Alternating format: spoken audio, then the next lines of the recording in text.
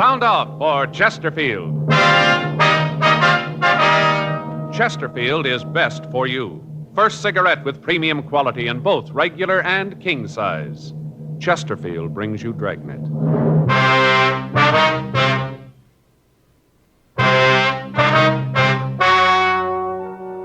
Ladies and gentlemen, the story you're about to hear is true. The names have been changed to protect the innocent.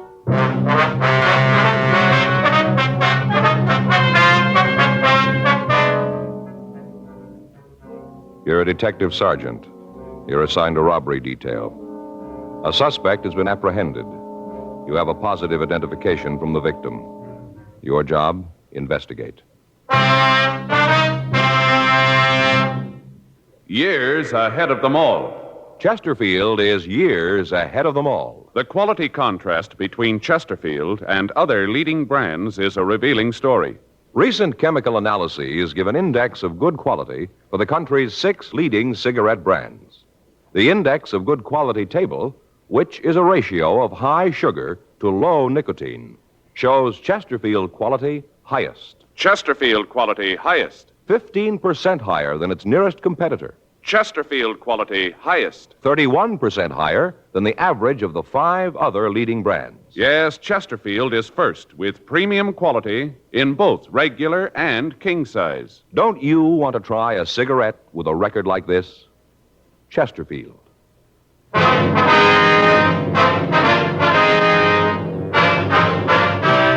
Dragnet, the documented drama of an actual crime. For the next 30 minutes, in cooperation with the Los Angeles Police Department, you will travel step by step on the side of the law through an actual case transcribed from official police files. From beginning to end, from crime to punishment, Dragnet is the story of your police force in action. It was Wednesday, June 3rd. It was hot in Los Angeles. We were working the day watch out of robbery detail. My partner's Frank Smith. The boss is Captain Didion. My name's Friday. I was on my way into the office, and it was 7:46 a.m. when I got to room 27A. Robbery. Joe? Yeah? You're early. Yeah. I got to run over to Georgia Street Receiving Hospital.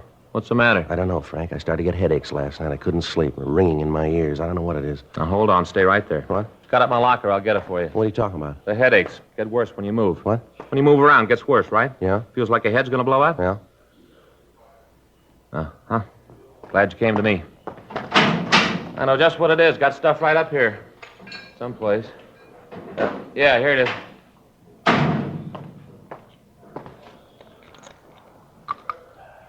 There you are, Joe. Take 2. Fix you right up. What is it? Salt. Salt? Salt. That's your trouble. You don't get enough salt. Same thing happened to me last summer.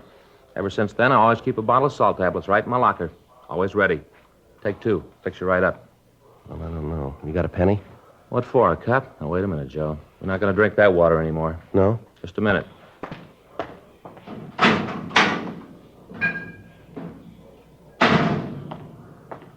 Bought a whole case of this for us. There you are, boy. Drink it right out of the bottle. What is it? Poland water, Joe. 100% pure. Right from the springs. Real water. Yeah? Yep. Read right there on the bottle, see? Not carbonated. Full of minerals and good things. Yeah, well, Frank, maybe I ought to wait and see the doctor, huh? Joe, believe me, I know what's wrong. It's happened to me. Same thing. Salt, that's what you need. Yeah. Well, there you are. Poland water and the pills fix you right up. There you are. Go ahead. Well, look, I appreciate all this, really I do, but I think I ought to see the doctor, huh? Joe, don't you trust me? Well, yeah. Take the pills. Salt. Salt, take them. All right. There now, that wasn't bad, was it? If the headaches don't go away, we can drop by Georgia Street and see the doc. Oh, you want to give me the bottle? I'll put the cap back on. Keep it fresh for all us. right. Anything in the box? Yeah, in the arrest report, we're supposed to check the guy out. Anything on it? Held up a grocery store at the corner of 7th and Francis a week ago yesterday. When'd they pick him up? Last night. Victim saw him on the street and called a radio car, took him into custody, and then booked him. Well, let's go talk to him. I'll see what he's got to say. After we get through, we can drop by the hospital if he's still got the headaches. It shouldn't take too long. Well? Sure, guy's already confessed. We ran the name of the suspect, Thomas Stanford, through R&I, but we found no previous criminal record for anyone of his description. 8:10 a.m. We drove over to the main jail. We went up to the second floor and signed in. Stanford was brought from his cell, and Frank and I took him to one of the interview rooms. We gave him a cigarette, and he started to talk. He was quiet and cooperative. Yeah, I did the robbery a week ago yesterday. I'd like to check some things out here on the arrest report. Sure, I want to get this over with. I did it like I told you. Nothing special. Just held up the store. Mm-hmm. Your full name is Thomas Arthur Stanford, is that right? Yeah, Thomas Arthur. My friends call me Tom. Uh-huh. Your home address is 1824 and a quarter South Mariposa Avenue. Yeah, I live with my father, 1824 and a quarter South Mariposa Avenue, LA 7. What's your father's name? Arthur, same as my middle name. I was named after him. You employed? Not regular. What do you mean? Well, I don't have a regular job like in a factory or a store. I'm a gardener. I work for different people. You give us a list of the people you work for? Well, sure, if you gotta have 'em. It's just routine. Oh, yeah, I'll give them to you. You want to tell us how you committed the robbery? Yeah, I'll tell you. Isn't much to tell, though. It's pretty simple. I went in and held the place up, took the money. That's about all there is to it. Were you armed when you went into that grocery store? Yeah, I had a gun. What kind of a gun? .32 automatic. Had 8 bullets in it. Where's the gun now? Threw it away. Where? In one of the ponds up in Ferndale. You mean up in Griffith Park? Yeah, just a little up the canyon there. You want to show us where it is? Sure. All right. If you start right at the beginning, tell us all about the robbery, what you did. Well, why do you have to know all that? I told you I did it. There's nothing more you have to know. We got to have it for the record. It's just routine, like I told you. You guys do a lot of things. It's routine, don't you? Yeah, we do, quite a bit. Was there anybody in the store when you went in? Just the woman that owned the place. I guess she owned it. The way she carried on, you'd have thought it was her own money I was taking. Well, I took out the gun and I told her it was a stick-up. I said for her not to cause any trouble. What'd she say to that? Well, that's when she got hacked at me, started to yell. What'd you do? Well, I guess she figured I meant what I said when I told her to shut up. Anyway, she quieted down, then I told her to get into the back room. They got this little room where they keep the empty Coke and the beer bottles. I told her to get in there. Did she? Yeah, she went into the room, and I locked the door from the outside. And I went to the cash register and punched the no-sale button and took the money. After that, I left the store. You didn't have the money on you when they picked you up last night. Where is it? It's gone. I spent it. You spent it all? Yeah, every last nickel. I had myself a ball. You remember where you spent it? All around, different places. I bought myself some clothes, spent some of it in clubs. Just went. None of it left. You drive a car, Stanford? Yeah. Isn't mine, though. It belongs to my father. It's a big Chrysler sedan. Did you drive that when you held up the grocery store? Yeah, I had it parked down the street on 7th. Mm-hmm. Remember the time when you went into the store? Yeah. It was just after 12. 12 noon. What were you doing in the neighborhood last night? You mean when they picked me up? That's right. Just looking around. You ever been arrested before? No. Never been mixed up with the cops. You ever been to the hospital, mental institution? What do you ask a question like that for? Routine. Oh. Well, when I was a kid, I had my tonsils out. I was in a hospital then. A couple of days. I don't remember it too well. It was a long time ago. Mm-hmm. How old are you, Stanford? 28. All these questions you're asking me. I told the 2 cops that picked me up the same things. Why you got to ask them again? Can't you just send me to the penitentiary and get it over with? Got to double-check the story, Stanford. I suppose so. Just seems that you're going to a lot of trouble you don't have to. I told you I did it. I'm not giving you any trouble. I confess. Yeah. My father know about this yet? Yeah, he was called. He's going to be pretty sore about it. All right. Sure, he doesn't know I used his car.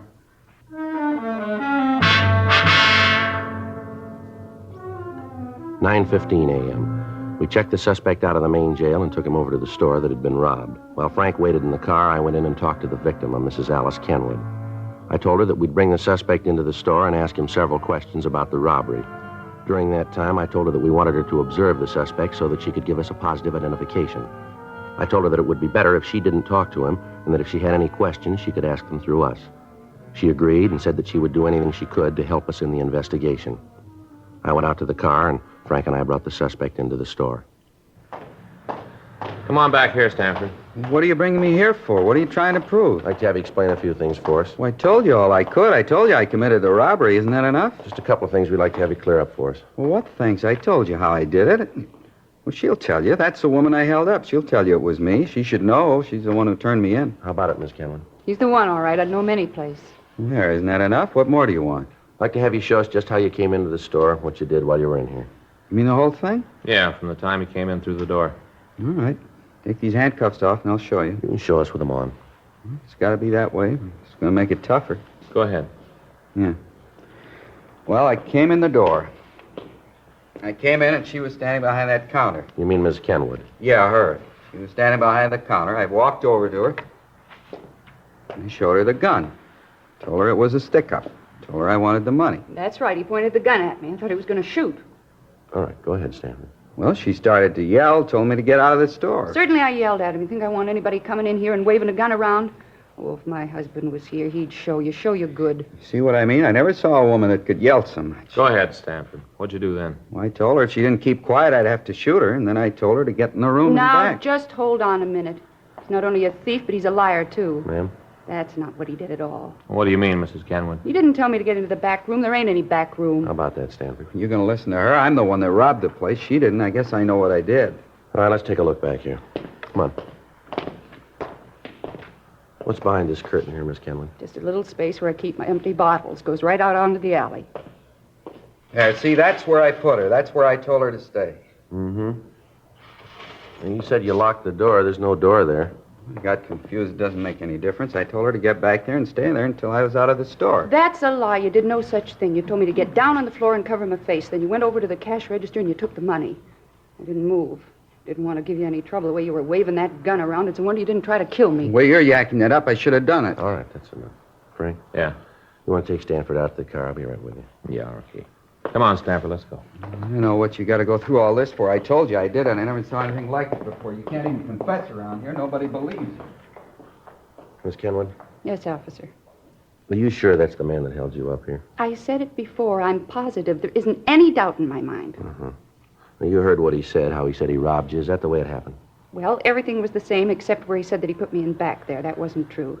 He made me lie down on the floor right there. Told me to stay still for 5 minutes, not to move. Said that if I caused any trouble, he'd come back and shoot me. Mm-hmm. I think he's crazy. Anybody who'd wave a gun around like that. It's terrible. I wish my husband was here. He'd show that snip. He's in the Army, you know, my husband. Yes, ma'am. Awful thing. Him overseas getting shot at and young punks like that roaming around the streets with guns, threatening people. It's a terrible thing. Now, this is pretty important, ma'am. I want to ask you once more. You're sure that's the man who held you up? How many times do I have to say it? I told you that it is. He admits it himself. What more do you need? Well, I don't know, ma'am. There's just something here that isn't right about the whole thing. Doesn't make any difference. He's the man. There's no mistake about that. Oh, you just let me know when you want me in court. I'll be there. I want to see him get what's coming to him, every bit of it. Yes, ma'am. So do we, if he's the right man.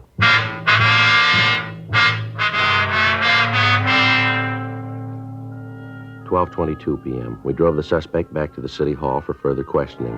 Frank took him to the interrogation room, and I checked into the squad room. Pardon me? Yes, sir?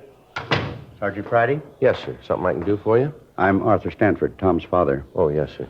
I understand my son is here. Is that right? Yes, sir. He's here. Wonder if I could see him, talk to him. Yes, sir. I think that can be arranged. Has he told you why he did it? Has he? Well, he's given us some reasons, sir. None of them are very good. I can't understand it. Just isn't any reason for him to do a thing like this. No reason at all that I can see. Mm-hmm. I don't know what to do, Mr. Friday. I left the house this morning, and all the people in the neighborhood knew about it. They all knew. I walked down the street, and they turned away from me. I could see them watch me through the windows of their houses. I could tell what they were thinking. My son's a thief. Common thief. And in my heart, I know it's true. I don't know what to do about it, Mr. Friday. Can you tell me? No, sir. I'm afraid I can't. Well, maybe he can. May I see him? Yes, sir. He's across the hall. This way. Right over here, sir. I wonder if I could have a cigarette. Yes, sir. Here you are. Here's a match. Thank you. I'm not sure what I'm going to say to him when I see him. Wish I had some time to think. Well, you don't have to go in now if you don't want to, sir. Oh, it wouldn't help any to put it off. Won't get any easier with time. I might as well get it over with. All right, sir.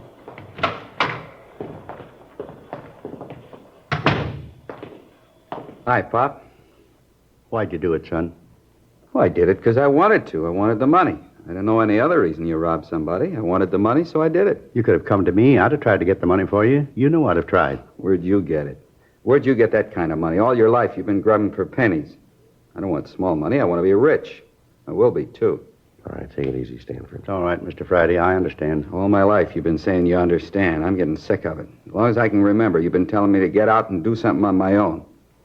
Well, I finally did it. Now you aren't happy with it. You expect me to throw my head up in the air because you're a thief? Oh, knock it off. I'm tired of you giving me lectures all the time. Yakety yak. Never stop. That's enough of that, don't you think, Stanford? Well, you keep out of this, cop. This is a family matter. It doesn't concern you. This is between my father and me. Well, tell me why. That's all I want. Why? Tell me so I can face the neighbors, so I can tell them you had a reason. Tell him your son's a bum. Well, they know that already, but that's not a reason to steal. It's good enough for me. They're not going to listen to you anyway. They already made up their minds about me. They did that a long time ago. Come on, Stanford. Let's go back to jail. Sure. Anything else here to do? He never understood. He never did. Let's go. One thing I'd like to ask first. What's that? You're going to jail for a long time. I have to live while you're gone. It's your worry. And it always has been. I want to know what you did with the gardening tools. I'll have to have them to get along. I don't know. I left them someplace. You remember where? Think. I need those tools. I'm not sure. Maybe at Mrs. Howard's. Maybe that's where I left. Over on 12th? Yeah, I did her place last Wednesday. I guess I forgot to pick the stuff up when I left. It must still be there. And I'll go over and get them. Wait a minute. What do you want? You said you did some gardening for this Mrs. Howard last Wednesday. That'd be a week ago yesterday, is that right? That's what I said. You remember what time you were there? Most of the day. I got there about 10 in the morning, left about 4 in the afternoon. I was in a hurry to get away. That's why I forgot the tools, I guess. You leave the place at all during the day? Not till I finished. What are you trying to prove with all these questions? It's about the robbery, Stanford. Yeah? If you were at this Howard woman's house, how could you held up the grocery store? Don't make no difference how I did it. I don't have to explain it to you. No, you're wrong about that, Stanford. Is that right? Too many things here don't add up. The way you confessed, the difference in your story about the robbery. Now, this thing about you being at the Howard house. I don't know why you're lying about this, Stanford. Yeah? But we're going to find out.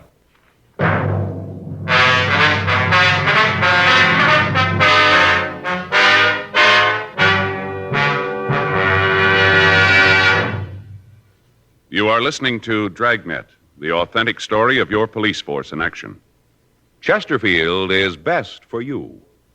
Listen to Chesterfield's record. For a full year and 2 months, a doctor has been making regular examinations of a group of Chesterfield smokers, and he reports no adverse effects to the nose, throat, and sinuses from smoking Chesterfields. Don't you want to try a cigarette with a record like this?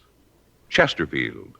First with premium quality in both regular and king size. Chesterfield. First choice with Young America. And that's from a survey of 274 colleges and universities. Try Chesterfields today. Remember, Chesterfield is America's best cigarette buy.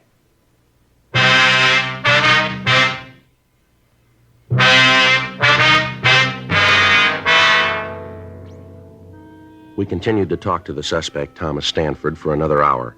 He refused to say anything about the conflicting aspects of his story. His father pleaded with him to tell us the truth, but other than admitting he was responsible for the grocery store robbery, he'd say nothing. We got the address of the house where Stanford had said he'd left the gardening tools. 3:15 p.m. After taking the suspect back to the main jail, Frank and I drove out to talk to the Howard woman. Place sure looks nice. Well kept. Yeah.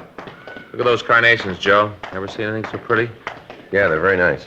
You know, Faye tries them all the time. Never seems to have any luck with them, though. Plants come up all right, but the flowers just don't seem to get very big. Mm-hmm. About size of $1 little bitty things. Yeah. Sure smell good, though. I get the bill.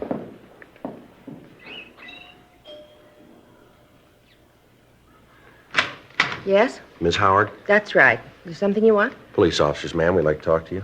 Policeman? What do you want to see me for? Well, it's about a man who did some work for you, Thomas Stanford. Oh, yes, come in, won't you? Thank you very much. My name's Friday, Mrs. Howard. This is my partner, Frank Smith. Well, how do you do? How you do, ma'am? Just sit down there. I'm having a late lunch. Can I get you anything? No, thank No, you. thank you, ma'am. Sure you wouldn't have a glass of iced tea or something like that? No, thanks, Miss Howard. How about this man, Stanford? Oh, yes, Tom. He's a good gardener. Does a beautiful job on the place. You should take a walk around the grounds. He keeps it just beautifully. Yes, ma'am. Could you tell us when he was here last? Oh, well, I'd have to think about that. Let's see. Well, I think it was a week ago yesterday. Yes, that's right, last Wednesday. He comes once a week. He should have been here yesterday. Called his house when he didn't show up. No answer. Probably forgot. He's very forgetful, you know. Is that right? Oh, yes. But take the last time he was here. He walked off and forgot all of his tools. Lawnmower, clippers, everything. Had to take it back to the garage. Just left it on the lawn right out in the front of the place. Mm-hmm. You ever had any trouble with him?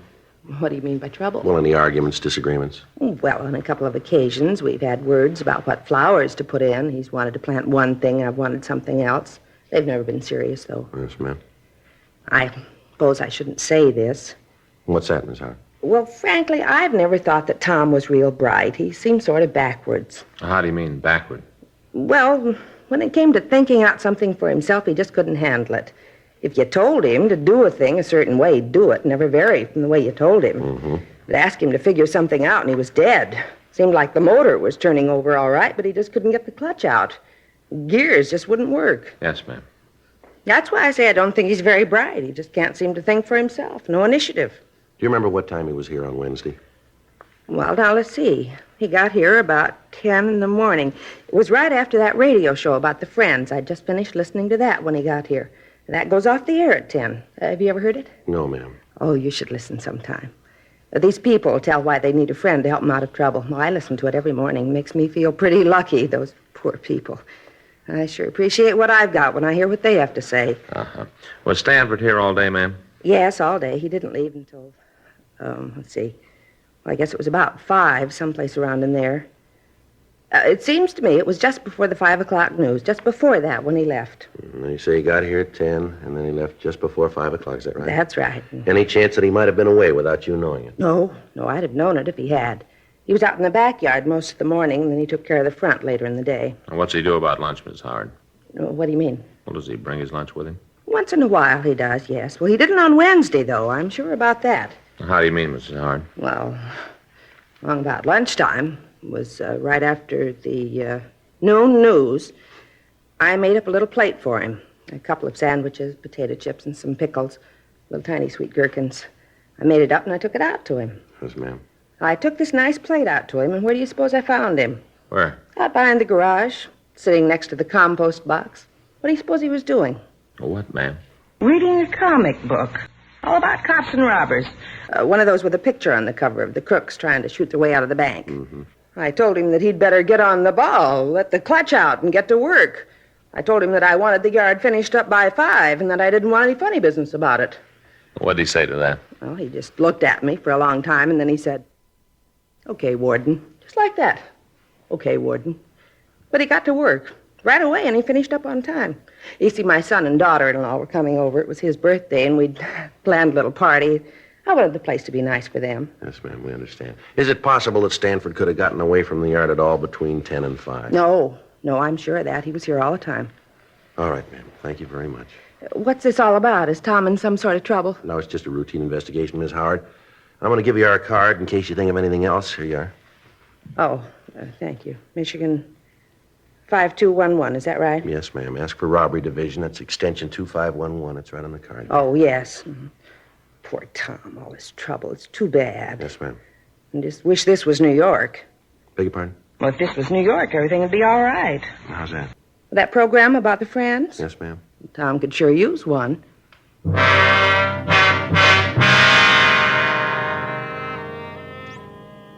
We left Mrs. Howard's home and talked to some of the people in the neighborhood. They told us that the Howards were respected people in the community, and some of them verified the fact that Stanford had worked for almost 2 years.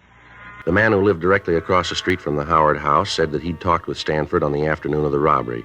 He said that he'd asked the suspect about the seeds that he used to raise the carnations that were planted along the front of the house.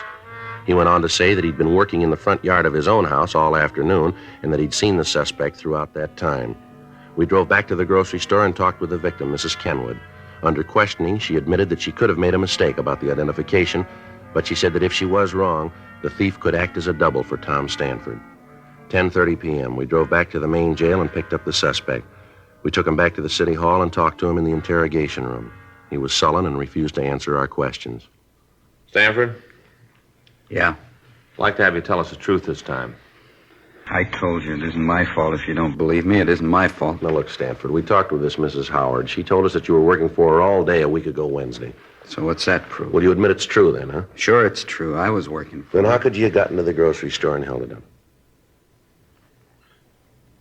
Stanford? I did it. I haven't got anything more to say. I did the robbery. Smith, you get tonight's papers? Yeah, I picked them up earlier. Anything in them about me? I didn't see anything. There must have been something. Some story about me with my name. Well, if there was, I didn't see it. Well, maybe it didn't look good. Maybe. There's got to be something, a picture or something. No. Well, let me look. Where'd you leave the papers, Frank? Squad room. Would you get them and let me look? Sure.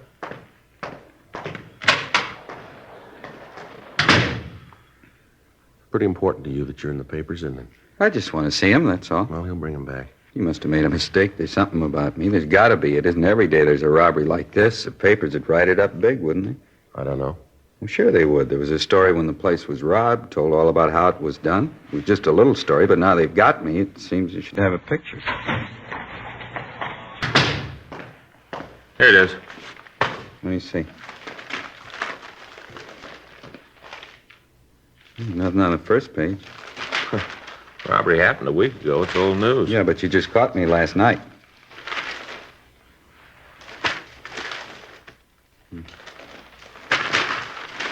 Nothing. Not one lousy word, nothing at all. That makes a difference, doesn't it? Sure it does, sure. If there isn't anything in the papers, how are people going to know I did it? How are they going to know? They won't. But they gotta. Don't you see that? If they don't know that I did the robbery, there ain't no reason for it. No reason at all. What do you mean, Stanford? Well, there won't be no pictures, no nothing. People still think I'm nobody. No one's going to know that I did do something. No one will know. Well, the way it looks to us, you didn't do it. There should be a story about it, about how I confessed. Maybe not a picture, but at least a story, something. You didn't do it, did you? Stanford? Come on. You didn't hold up that store, did you? No. No, I didn't. I thought I could get away with it. I thought that if I confessed, you'd put me in jail and people would look at me different. And they wouldn't laugh at me anymore because I'd done something. Mm-hmm. Poor dumb Tom. That's what they say, poor dumb Tom. Just once I wanted to show him that I could do something. You ready to go? Back to the jail? That's right. You think we could stop on the way over? I'd like to pick up something. Yeah, what's that? Other papers. Might be something in them.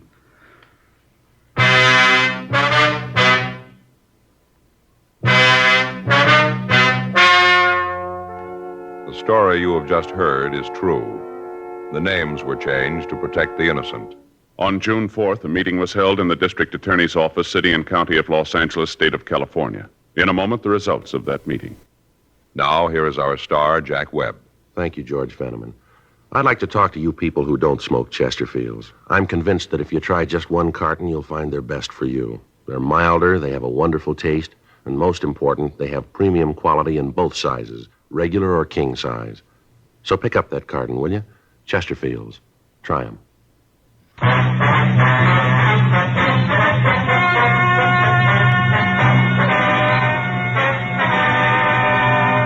A 5.10 report was filed on Thomas Arthur Stanford, and he was released from custody. 10 months later, on May 22nd, James R. Rogers was apprehended while attempting to hold up a liquor store at the corner of 3rd and Temple Streets. While being interrogated, he confessed to committing the robbery that Stanford had been accused of. The physical appearance of the two men was almost identical. Rogers was tried and convicted of robbery in the first degree and received sentence as prescribed by law.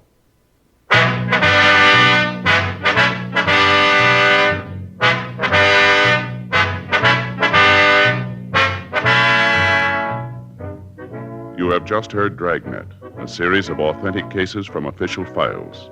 Technical advice comes from the Office of Chief of Police W.H. Parker, Los Angeles Police Department. Technical advisors, Captain Jack Donahoe, Sergeant Marty Wynn, Sergeant Vance Brasher. Heard tonight were Ben Alexander, Virginia Gregg, Vic Perrin. Script by John Robinson. Music by Walter Schumann. Hal Gibney speaking. For a million laughs, tune in Chesterfield's Martin and Lewis show Tuesday on this same NBC station. And sound off for Chesterfields. Either regular or king size, you'll find premium quality Chesterfields much milder. Chesterfield is best for you.